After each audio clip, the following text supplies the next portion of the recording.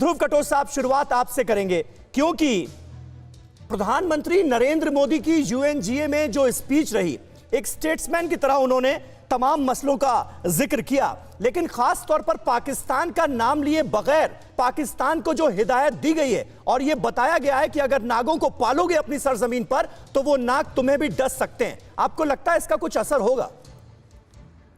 बहुत शुक्रिया समीर, इस शो पे मुझे बुलाने के लिए। देखिए, असर तो जरूर पड़ेगा, जो बात आपने जिक्र की है, लेकिन मैं कुछ इस एड्रेस के मुद्दे के ऊपर कुछ बात कहना चाहता हूं। जी हाँ। सबसे पहले ये एक बहुत स्टेट्समैन लाइक एड्रेस किया गया था, जिसके की जो भारत की भूमि है उसके बारे में, जो भारत में डेवलपमेंट हो रहा है उसके बारे में जिक्र किया, और ज्यादा करके ये भी बताया गया कि जिस प्रकार से भारत डेवलप कर रहा है इससे पूरी दुनिया को फायदा होगा। जी। दूसरी बात, जिस प्रकार से जिक्र किया गया था कि भारत कोविड वैक्सीन जो है पूरी दुनिया को देने के लिए अब तैयार है, हाँ। ये भी मैं समझता हूँ एक बहुत स्टेट्समैन लाइक जेस्चर था। लेकिन आखिरी बात जब उन्होंने टेररिज्म के ऊपर जब बात की, जिसका जो विषय आप इस समय पर उठा रहे हैं, हाँ। मैं समझता हूँ ये बहुत जरूरी है, क्योंकि उन्होंने इसका आइडियोलॉजिकल बेसिस के ऊपर ये अपना एड्रेस में शामिल किया। ये बात नहीं है कि पाकिस्तान के ऊपर नजर लगानी है या बात की या नहीं की, क्योंकि एक स्टेट्समैन किसी भी देश के ऊपर पिन पॉइंटिंग नहीं करता है, लेकिन जो मुद्दा है उसको पूरी दुनिया के सामने लाना मैं समझता हूं बहुत जरूरी है। बिल्कुल सही बात है, बिल्कुल सही बात है। कटोच साहब, मैं आता हूं आपके पास, क्योंकि जावेद गफ्फारी साहब हमारे साथ मौजूद हैं।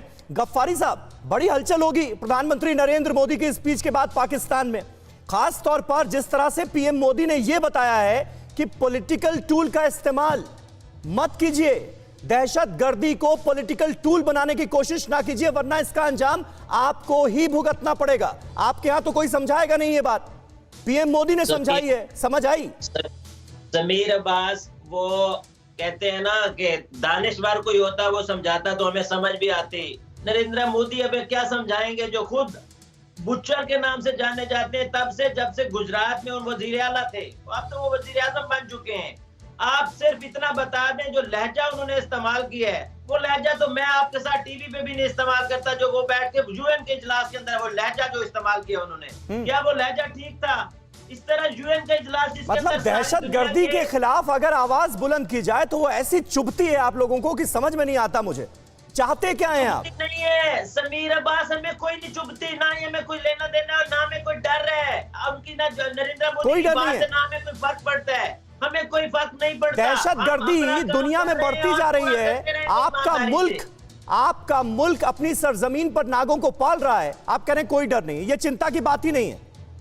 समीर अब्बास, हम अगर पाल रहे हैं, अगर आपको लगता है हम पाल रहे हैं, तो फिर हम उनका काटना भी जानते हैं, उनका उसका जो होता है जहर, वो उसको वो जो, अरे आप जब तक काटेंगे तब तक वो आपको काट देंगे, ये हालत है इस वक्त।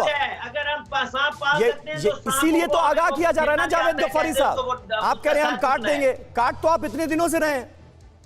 समीर अब्बास, पहली बात आपका मसला है, आप अपने बॉर्डर को महफूज कीजिए, आप हमें ना समझाएं कि हमने पाकिस्तान को कैसे चलाना है। नहीं, हिंदुस्तान की चिंता ना कीजिए ना, हमारे बॉर्डर की चिंता ना कीजिए, आप भेजिए वहां से, यहाँ पर आतंकियों का सफाया किया जाएगा, वो तो बिल्कुल तय है, उसमें कोई शक और शुबा है ही नहीं। समीर अब्बास, यानी नहीं समझे आप, पाकिस्तान को तो हम चला ही रहे हैं, अगर आपको लगता है कि अफगानिस्तान की हुकूमत हमने बनाई है तो फिर तो आपको वैसे ही समझ आ जानी चाहिए कि सिर्फ पाकिस्तान नहीं बल्कि अफगानिस्तान को भी हम चला रहे हैं। हाँ, तो ये आपने कही ना असली बात।